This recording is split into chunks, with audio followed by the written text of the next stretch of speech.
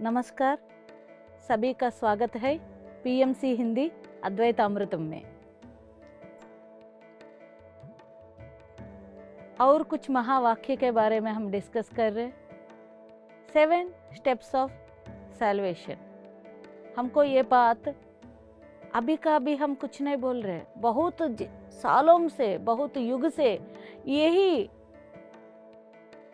Steps हमको ज्ञानी लोग ग्रंथ में और अद्वैत में भी हमको 7 स्टेप्स के बारे में हमको बता दिया। फ्रेंड्स, ये 7 स्टेप्स ऑफ सैल्वेशन में और 2 महाशब्दों क्या है, क्योंकि इसका पहले हम देखा है नॉन अटैचमेंटल स्टेट क्या है, वो कितना जरूरत है। आज हम नॉन इमोशनल स्टेट के बारे में एक बार समझेगा। क्या है वो नॉन इमोशनल स्टेट? मतलब पदार्थ आभासना, मतलब पदार्थ मतलब ये मेटेरियलिस्टिक दिखने वाला ये प्रापंचिक चीज का ऊपर इमोशन नहीं रहने का बात है। पदार्थ आ भावना, आ मतलब वो फील, भावना मतलब इमोशन। पदार्थ अभावना मतलब living the emotion on this materialistic world. Emotion को क्यों छोड़ना? मतलब क्योंकि वो इमोशन में हम बाहर जा रहे हैं बट अंदर देखना भूल जा रही है। संसार में रहकर भी अपने आप को स्थिर रहने से सब चीज हमको समझ में आ जाएगा दोस्तों। मतलब इधर हमको पत्री जी बार बार बताता है अहम सत्यान्वेषण, मतलब अहम ईगो रहना है, ईगो रहता है सभी के लिए, बट ये ईगो हम पहले एपिसोड्स में ईगो के बारे में जानकारी लिया ना, ये क्या करता है, सभी को अलग करना शुरू किया। किधर से अलग किया? प्रपंच से, अपने आप से। और ईगो का काम, क्रोध, लोभ, मद, मात्सर्य, ये सब भी क्या कर रहे, हमको अलग करने का और हेल्प करते जा रहे हैं। बट इसी ईगो को, यही सभी इमोशंस क्रिएट करने वाला काम, क्रोध, लोभ, मद, मात्सर्य को हम क्या कर सकता है बोलने से, अपने सत्यान्वेषण के लिए यूज कर सकता है। इसलिए एक ज्ञानी क्या करता है, उसके पास क्या क्या रहता है वो सभी चीज अपने उद्धरण के लिए यूज करता है। उद्धरण मतलब एकत्व के लिए। इधर नो इमोशनल स्टेट कब आएगा? सब कब सत्य मालूम है किसी को भी, what is permanent, what is impermanent, ये सत्य मालूम हो गया तो वो इमोशंस को काबू में रखने का स्थिति आ जाएगा। इस पदार्थ के ऊपर हम नॉन अटैचमेंट में रहकर, नॉन अटैचमेंट नहीं, नो इमोशंस साथ ही रहता है, बट वो है ना है, बट एक स्थित प्रज्ञता बोलता है। वो स्थिति को क्या बोलता है? स्थित प्रज्ञता। प्रज्ञानाम ब्रह्मा, प्रज्ञा मतलब उस ज्ञान, एकत्व का ज्ञान किसी को भी मालूम हो गया, वो स्थित और स्थिर रह सकता है। एक छोटा सा स्टोरी में, कहानी में ये बात और अच्छा समझेगा, क्योंकि ये ऐसा शब्दों है, उस अंतरार्थ को पकड़ना।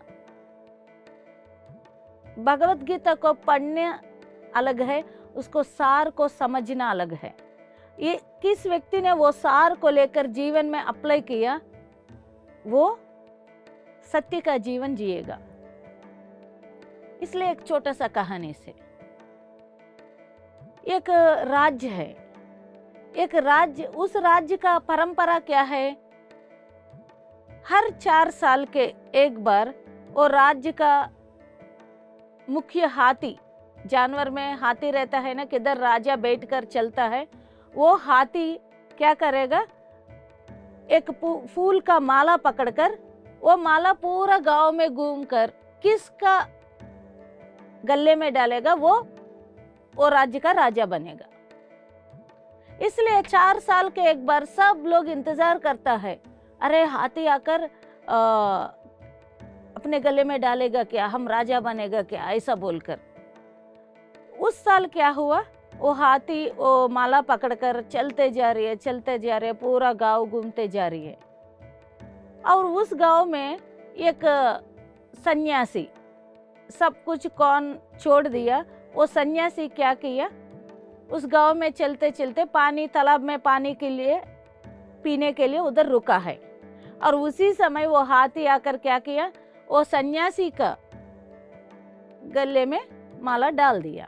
अब सन्यासी क्या हो गया, संसारी हो गया। संसार मतलब शादी करना, बच्चों के साथ रहने, ये नहीं। संसार मतलब इस संग के साथ रहे तो वो संसार है। सो अभी सन्यासी सब कुछ छोड़कर वो सन्यासी बन गया और ये हाथी माला डालने से संसारी हो गया। और संसारी होने से ही वो क्या हो गया, राज्य का पूरा पालन करना अभी उनका कर्तव्य है। ठीक है, उनको लेकर गया, राज्य में बिठा दिया। और राजा मतलब क्या रहता है, पूरा भोग भाग्य रहता है, सब चीज मिलता है। इसलिए सन्यासी क्या किया, वो पूरा कपड़ा बदलकर एक राजा का ड्रेस पहन लिया। और सन्यासी के साथ क्या रहता है, एक कमंडल और एक भिक्ष का पात्र, ये दोनों ही है उनके पास। और अभी क्या हो गया, राजा बनकर पूरा ऊपर से नीचे तक सोना का हार वो सब डाल दिया। ओके, और उसके हाथ में एक खड्ग भी दिया सबको मारने के लिए, कोई जरूरत है तो। सन्यासी को ये आदत ही नहीं है, तो अभी उनका धर्म निभाने के लिए वैसा ही किया। और राज्य में अंदर क्या रहता है, धनागार रहता है, एक कमरे में पूरा वज्र वैडूर्य धन रहता है। लोग देखा है, वो मंत्री सभी लोग ऑब्जर्व कर रहे हैं, ये सन्यासी क्या कर रहे हैं, हर रोज उधर जाकर वो धनागार में सिर्फ वो चाबी सिर्फ राजा के पास रहता है। ये सन्यासी क्या कर रहे हैं, हर रोज वो चाबी लेकर वो धनागार में जा रही है, पूरा अंदर जा रहे, फिर वापस आ रही है। अरे इधर मंत्री जी को थोड़ा डर लगना शुरू किया कि ये पूरा लालच में गिर गया, पूरा लालच में गिर गया, क्योंकि हर रोज वो जाकर देखकर आते रह रहे। ऐसा ही 3 साल हो गया, ठीक है, अच्छा ही पालन कर रहे। 4 साल हो गया, बट ये हर रोज जाकर वो कमरे में थोड़ा टाइम स्पेंड कर रहे, फिर वापस आ रही है। ये चीज बहुत अजीब लग रहे सभी को। आखिरी दिन हो गया 4 साल, अभी हाथी फिर माला पकड़कर दूसरों का गले में डालने वाला है। अभी इनका पोस्ट खत्म, ये रिटायर हो गया राजा। 4 साल हो गया ना। फिर वो क्या किया, 4 साल हो गया, तुरंत दौड़ कर जाकर वो चाबी लेकर फिर वो धनागार में गया। सभी को सोचा है, अरे ये पूरा धन ले जाने वाला है। अभी देखो सन्यासी को पूरा मोह आ गया, ऐसा सोचा है। वो अंदर जाकर क्या किया, उनका कपड़ा और उनका भिक्ष पात्र और कमंड सब एक झोला में डालकर वो धनागार में रखकर हर रोज वो जाकर वो देखकर आ रहे हैं। उनको वही इम्पोर्टेंट है। ये बाकी अगल बगल में बहुत डायमंड्स है, गोल्ड है, उससे कोई संबंध नहीं है प्रापंचिक चीज से। उनको क्या चाहिए, वो कमंडल, वो भिक्ष पात्र और उनका कपड़ा। तब मंत्री जी आश्चर्य हो गया, अरे बाबा आप हर रोज इस बात को देखने के लिए जा रही है, तब यही बात आप इधर रख सकता है ना, उधर धनागार में क्यों रख रहे। मतलब सन्यासी ने बोला है, यदि इस 4 साल में मैं ये आप सबके साथ इमोशनली कनेक्ट हो गया तो मेरा सत्य का मार्ग टूट जाएगा।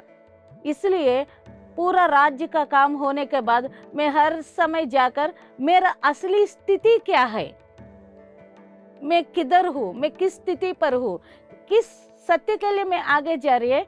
ये भिक्षा पात्र, कपड़ा और कमंडल मुझको हर रोज मुझको सत्य का बात याद दिलवा रही है, इसलिए मैं जाकर उधर थोड़ा टाइम स्पेंड कर रहा है और वापस आ रही है। ये है, ऐसा रहने के लिए हम हर रोज प्रैक्टिस कर रहे हैं। हमारा प्रैक्टिस कैसा रहना? हर रोज जैसा एक दिन समाप्त होने के पहले, मतलब सोने के पहले रात में अपने आप को वो सत्य के साथ रहने के लिए कोशिश करना है।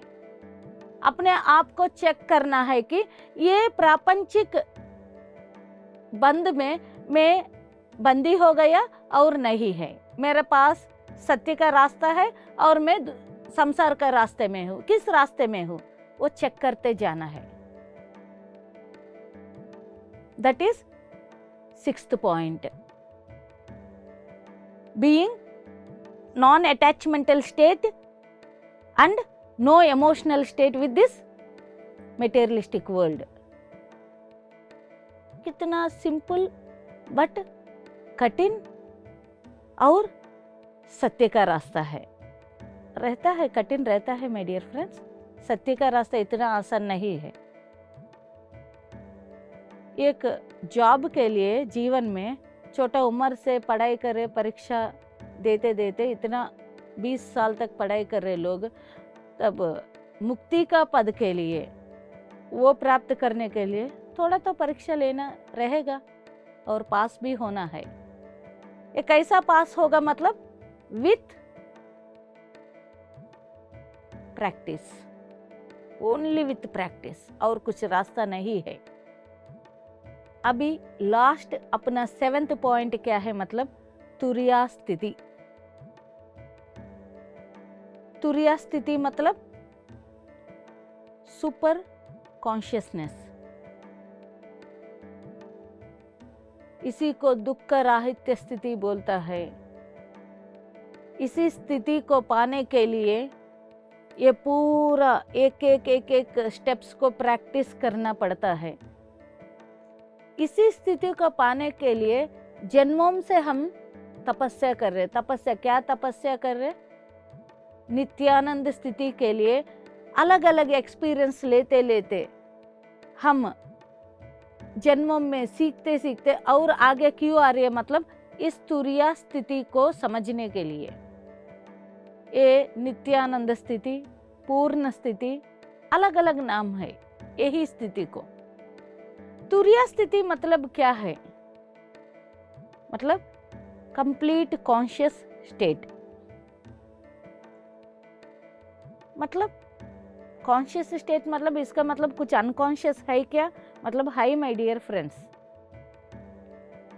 अनकॉन्शियस स्टेट है। क्या है अनकॉन्शियस? मतलब एक दिन एक टीचर ने बोला है सभी स्टूडेंट्स को, आप सब श्वास ले रही है क्या? सब लोग बोला है हाँ मैडम हम श्वास ले रही है। फिर वो टीचर ने बार बार वही क्वेश्चन रिपीट कर रहे, आप श्वास ले रही है क्या? आप श्वास ले रही है क्या? 3-4 बार मैडम टीचर ने वही क्वेश्चन बोलने के बाद सभी स्टूडेंट्स एकदम चुप होकर, हम सांस ले रही है बट हमको नहीं मालूम है हम सांस ले रही है। देखो असली आंसर बाहर आ गया। हम सभी काम करते जा रही है बट आधे से ऊपर हमको नहीं मालूम है अपने साथ ये काम कैसा हो रही है। कुछ भी बात करता है, कुछ भी सोचते जाएगा, कुछ भी करते जाएगा, और ये पूरा कामों में, बात में, अपना सोच में हम कॉन्शियसली सोच समझ कर कितना अपने मुंह से बाहर आ रही है, अपना दिमाग से कितना सोचकर हम वो सोच को आगे कर रहे। काम करते समय कितना तक उसी काम के साथ हम लगकर आगे जा रही है, वो कोई भी सोचता नहीं क्योंकि वो अनकॉन्शियसली चलते जा रही है। इधर हमको ये सत्य का रास्ता में हमको ये बता रही है कि तुरिया स्थिति, conscious state, super conscious state पर रहना है। मतलब सोचने के लिए सोचना पड़ेगा, स्लीपलेस स्लीप को सीखना पड़ेगा। मतलब नींद में भी कॉन्शियस रहना है, स्लीपलेस स्लीप बोलता है। कभी सोचा है माय डियर फ्रेंड्स ये सभी बातों के लिए? क्योंकि ये 7 स्टेप्स इतना इम्पोर्टेंट है कि इस तुरिया स्थिति पर पहुंचने के लिए 1000 जन्म हम लेकर इधर तक आ गया, और इधर क्या छोटा का अनकॉन्शियस स्थिति में अपने आप आगे चलते जा रही है, बट वी आर मिसिंग। पत्री जी हमको हर बार बोलता है, I am a very great master of common sense. मतलब अपने कॉमन सेंस को इस्तेमाल करने में he is a master. Master मतलब ही इज कंप्लीटली अवेयर, तुरिया स्थिति में रहना। नींद में भी स्लीपलेस स्लीप मतलब वो सोने का वो सोता है बट वो कॉन्शियस रहता है। स्वप्न स्थिति में भी, नींद में स्वप्न स्थिति रहता है, उधर भी कॉन्शियस रहता है। और जागृत अवस्था में जब वो प्रपंच के साथ है उस समय भी कॉन्शियस रहता है। दैट स्टेट इज कॉल्ड तुरिया स्थिति। मतलब जागृत अवस्था में मैं क्या बात कर रहे, क्या सोच रहे, कैसा मेरा काम करते जा रही है, उधर अवेयरनेस के साथ रहना, कॉन्शियस के साथ रहना। वैसा ही स्वप्न स्थिति में सो गया, स्वप्न आ रही है, वो स्वप्न का जगह भी कॉन्शियस रहना है। क्या आते जा रही है मेरा अंदर, कोई देखते रहता है ना, उस स्थिति को पकड़ना, कौन देख रहे है स्थिति को। उसके बाद जब गहरा नींद में है, वो नींद में भी उसी स्थिति पर अलर्ट रहना। That is supreme conscious state, तुरिया स्थिति। और वो निर्गुण तत्व तक पहुंचना है तो इस स्थिति को भी पार करना है my dear friends. This is called तुरिया अतीत स्थिति बोलता है। वो एक है निर्गुण तत्व के जगह हमको पहुंचना है तो तुरिया स्थिति को समझ गया तो तुरिया अतीत स्थिति को समझेगा। और ये तुरिया स्थिति मतलब कंप्लीट कॉन्शियस स्टेट बोलता है। इस शरीर से क्या बाहर जा रही है, इस शरीर का अंदर क्या आते जा रहे हैं, उसी का ऊपर कॉन्शियस में रहना।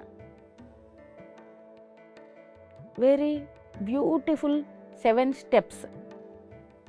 3 एपिसोड से हम यही 7 स्टेप्स ऑफ सल्वेशन के बारे में, मतलब अपने आप को फ्री करने का बारे में हम इतना क्यों जानकारी ले रही है, क्योंकि ये really these 7 points are like 7 diamonds। इसी 7 स्टेप्स के ये कॉन्शियस स्टेट को पाने के लिए हमको वेदांत का ज्ञान में भी हमको 3 शब्द बता रही है। इस वेदांत का ज्ञान क्या बता रही है कि तत्व ज्ञान को समझो। तत्व ज्ञान मतलब सत्य का, तत्व मतलब अपने, रियलिटी। इस सत्य का ज्ञान को कोई भी आ गया, किसी को भी समझ गया, मतलब क्या नित्य क्या अनित्य, एवरी टाइम ओनली 1 पॉइंट। क्या नित्य, what is permanent, what is impermanent, हर जगह देखते जाना है। किधर भी गया, इधर क्या परमानेंट है, क्या नॉट परमानेंट।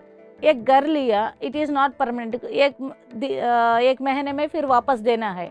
क्या वो घर के लिए बहुत खर्च करेगा क्या? आप नहीं करेगा। यदि परमानेंट घर है, उसको ऊपर पैसा डालकर उसको बहुत खर्च कर अच्छा बनाएगा। क्यों? क्योंकि ये परमानेंट है। परमानेंट चीज के ऊपर थोड़ा ध्यान ज्यादा रहता है। इसलिए तत्व ज्ञान को समझो। क्या है तत्व ज्ञान? ये नित्य अनित्य के बारे में समझकर क्या नित्य है उसके साथ रहना, वो चीज परमानेंट उसके साथ रहना, ये फर्स्ट बता रही है। कोई भी व्यक्ति ये तत्व ज्ञान को समझ गया, व्हाट इज परमानेंट समझ गया, वही व्यक्ति वासना क्षय, मतलब इंद्रियों, वासना मतलब वासना कैसा रहता है, मतलब इस जन्म में क्या क्या काम हम करते जाएगा, उसी काम को हम अपना सोचेगा। वैसा ही जन्मों का काम है, वही काम हम मानेगा कि यही मैं हूँ, यही रियलिटी है, ऐसा उसी माया में गिर जाएगा, अज्ञानता में गिर जाएगा। और ये किधर से आ गया? इंद्रियों से आ गया।